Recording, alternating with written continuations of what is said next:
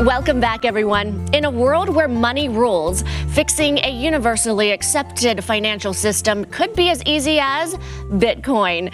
I'm joined now by husband and wife duo Brian and Kelly Estes to tell us about their new documentary called God Bless Bitcoin. Thanks for joining us. Thanks for having us. Yeah, thanks for having us. Brian, we're starting with you. What inspired this documentary? 4 years ago, I read a book called Thank God for Bitcoin, which is the Christian view of our monetary system. And it just made me curious. I was just wondering what the other world's religions said about money and finance in the Bible and then their sacred texts. And so that's how it all started. I was just curious. And that was 4 years ago. And then over the next 2 years, I just had this inner voice telling me that I needed to tell the story that I learned. And that's, I don't know how to write a book or make a movie. And I drug Kelly into this because she knows how to tell a story. And that's how it all started 2 years ago. And so what the movie is, it's what was in my head and in my heart. And now it's on film so everybody could see it. Okay, so Kelly, I'm trying to wrap my brain around Bitcoin and the concept of using this as currency. For those who are listening right now, could you explain it and how that could be a main source of our economy? So in the United States, Bitcoin is really not used as currency because right now it is taxed. Every time you use it, you are supposed to report it to the IRS and it is taxed. In the United States, what we use it for is a store of value. So think about it like this. This is how I wrap my head around it, back in 2014 when Brian was trying to explain it to me. Bitcoin in the United States is really like a savings account. It's where you store your value.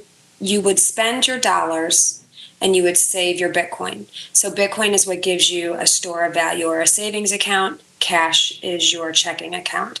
And that's the easiest way to look at it here in the United States. Now, in other parts of the world, Bitcoin is used as currency. But here in the United States right now, it is not because of our tax laws. Could you see that happening here and the influence of what's happening overseas? Yes.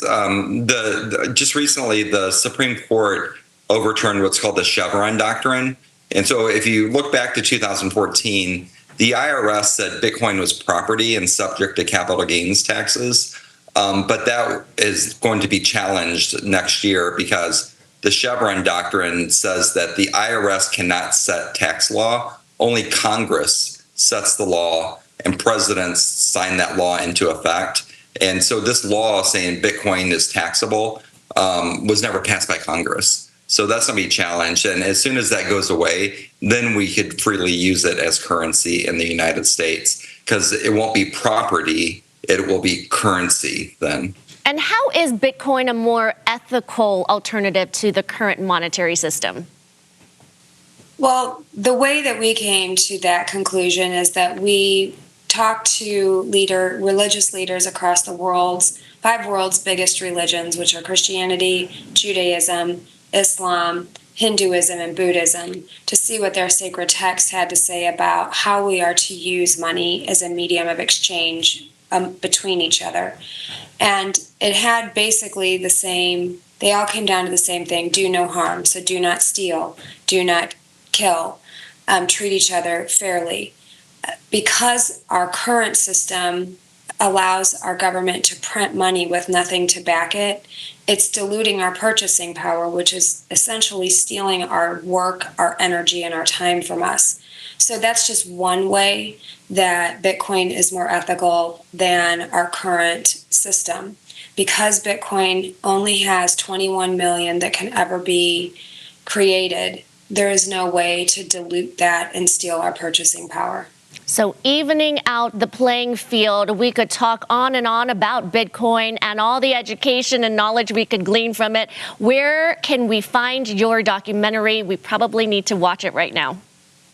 Yeah, you can go to the internet and just Google godblessbitcoin.com and it'll pop right up. Or you can go to YouTube and just search God Bless Bitcoin and the full movie's there. In addition to the full movie, we made a 15-minute short film called What the FUD. FUD stands for Fear, Uncertainty, and Doubt.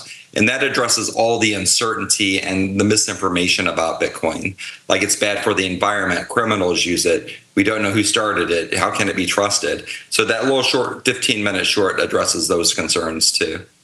Enough to entice us and pull us in. We are very curious and we'll be watching. Thank you, Brian and Kelly. Thank you. Thank you.